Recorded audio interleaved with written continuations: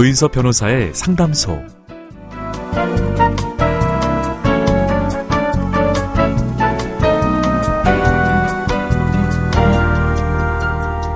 셀리의 법칙, 머피의 법칙과 반대되는 거죠.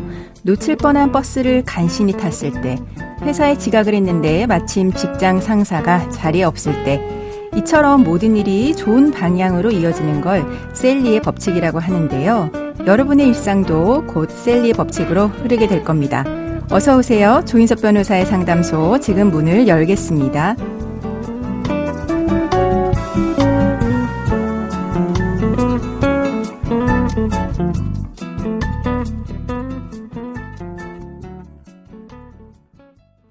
당신을 위한 로하우스 조담소 김진영 변호사와 함께합니다. 안녕하세요. 안녕하세요. 법무법인 신세계로의 김진영 변호사입니다. 오늘의 고민 사연은 어떤 내용일까요? 저는 17년 전에 남편과 결혼했고 현재 16살이 된 아들을 키우고 있습니다. 제 직업은 학교 선생님인데 신혼 때부터 남편과 경제관념이 달라서 자주 다퉜습니다. 저는 열심히 일하고 착실하게 저축해서 내 집 마련을 하고 연금으로 노후를 대비하는 안정된 삶을 살고 싶었습니다. 그런데 남편은 이런 제가 소극적이고 겁이 많다고 하더라고요. 남편 스타일은 대출을 최대한 많이 받은 뒤에 공격적으로 투자하는 거였습니다. 투자를 해도 레버리지로 했어요. 영화 타짜에 나온 묻고 더블로 가가 남편이 버릇처럼 말하던 대사입니다. 이렇게 경제적인 문제로 남편과 계속 싸우다가 결혼 10년 차에 접어들었을 무렵 이런 방법을 쓰기로 했습니다. 제 월급으로는 아들 양육비를 포함한 생활비를 부담하고 남편은 공과금과 관리비, 통신비, 대출 원리금 등 고정비를 부담하기로 했죠. 그렇게 하자 더 이상 돈 이야기를 할 필요가 없어서 당장은 좋았습니다. 그런데 얼마 전에 남편이 집담보대출을 갚는다면서 제 연금을 담보로 대출을 받아달라고 하길래 그렇게 했습니다. 그런데 알고 보니 남편이 몇 년 동안 주식 리딩방을 통해서 투자했고 저희가 갖고 있는 재산보다 더 큰 빚을 졌다고 하더라고요. 심지어 대출 이자를 갚으려고 저 몰래 아파트까지 담보로 잡았다고 합니다. 저는 남편에게 너무나 큰 배신감을 느껴서 이혼을 결심했고 현재 이혼 소송을 제기한 상태입니다. 남편의 투자 때문에 생긴 빚은 절대 제가 부담하지 않을 겁니다. 그럴 수 있을까요?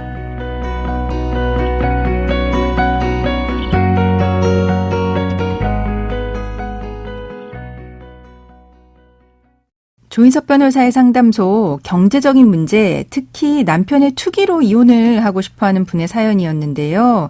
사실 요즘 부부들이 자주 겪는 문제이긴 한 것 같긴 합니다. 네, 맞습니다. 특히 최근 몇 년간 그 평범한 일반인들 사이에서도 투자 열풍이 불면서 그 투자 상품을 불문하고 정상적인 투자 범주를 넘어서 투기에 이르는 경우가 꽤 많은 것 같고요.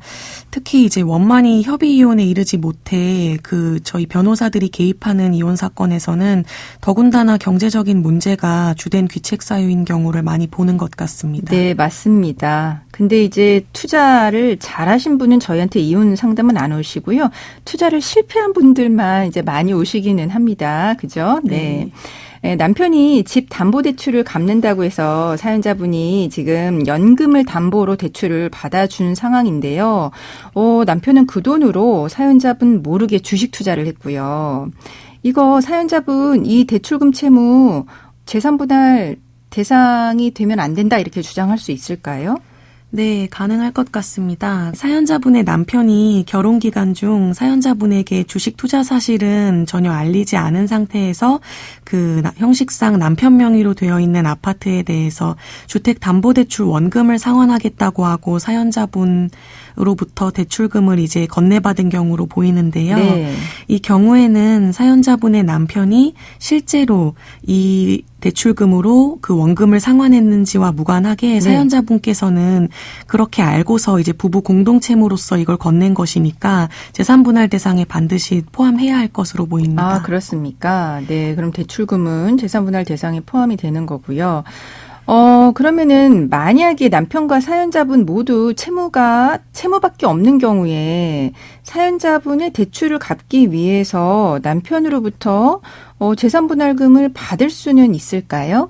네, 그 경우에 판례는 이제 이혼하는 당사자들의 재산 상태를 모두 따져봤더니 그 재산 분할을 모두 두 분 다 이제 채무밖에 없고 재산 분할을 청구한 쪽에 비해서 그 청구당한 상대방이 채무를 덜 부담하고 있는 경우에도 그 상대방이 더 많은 채무를 분담해서 부담할 수 있도록 재산 분할이 가능하다고 하고 있습니다. 네. 그 결국 당사자들 사이에 그 채무밖에 남지 않은 경우에도 재산 분할을 해서 당사자들 사이 채무 분담을 정하는 게 재산 분할 결과가 될 때도 그 네. 분담 방법을 정해줘서 청구를 받아들이고 있는 건데요. 네. 따라서 사연자분도 그 채무를 부담하게 된 경위와 그 부담한 채무를 사용한 사용처, 그다음에 채무의 내용과 금액, 그다음에 사연자분의 경제활동 능력과 장래 전망 등 이제 구체적인 사정을 상세히 밝히셔서 남편으로 인해서 과도하게 채무를 지게 된 경우에도 남편한테도 채무밖에 없다. 그런 때에도 그 남편으로부터 일정 금액을 재산분할금으로 지급받아서 채무를 상환할 수 있을 것 같습니다. 네, 그러니까 과거에 이제 대법원 판례는 소극 재산이 더 많은 경우에는 재산 분할할 수 없다라고 했는데 이제 변경이 돼서 채무만 많은 경우에도 분할은 된다라고 하는 태도로 바뀌었기 때문에 네, 이제 가능하다는 이야기 같습니다. 근데 지금 문제는 남편이 채무가 많습니다. 그래서 이제 재산 분할 그 이외에 이혼 이후에 그 양육비를 제대로 받을 수 있을지도 좀 걱정되는 상황인데요. 그 대출 상환보다 양육비 우선적으로 받을 수 있는 법 제도 있을까요? 네, 먼저 이제 소송 진행 중에 상대방이 이혼 이후에 양육비 채무를 성실히 이행하지 않을 것이 미리 예상되면 네. 법원에서 이혼 판결을 받으면서 양육비 미지급에 대비해서 그 상대방이 법원에 담보를 공탁할 수 있도록 담보 제공 명령이라는 제도를 신청해 볼 수 있고요. 네. 그다음에 그 판결 이후에 이제 지급해야 될 양육비가 확정되더라도 이를 이행하지 않으면 양육비 직접 지급 명령, 이행 명령, 강제 집행 등의 제도도 함께 고려해 볼 수 있습니다. 네, 그럼 지금까지 상담 내용을 정리해 보자면 사연자분의 남편의 주식 투자 그 채무에 대해서 전혀 몰랐다는 사실을 입증하면 남편의 채무는 재산 분할의 대상에서 제외될 수 있습니다. 그리고 남편이 주식 투자 사실을 숨기고 아파트 담보 대출 상황을 이제 명목으로 사연자분한테 받은 이제 돈은 실제로 남편이 대출을 갚았는지와 상관없이 그러니까 재산 분할 대상에 이제 포함이 돼서 이제 받으실 수 있고요.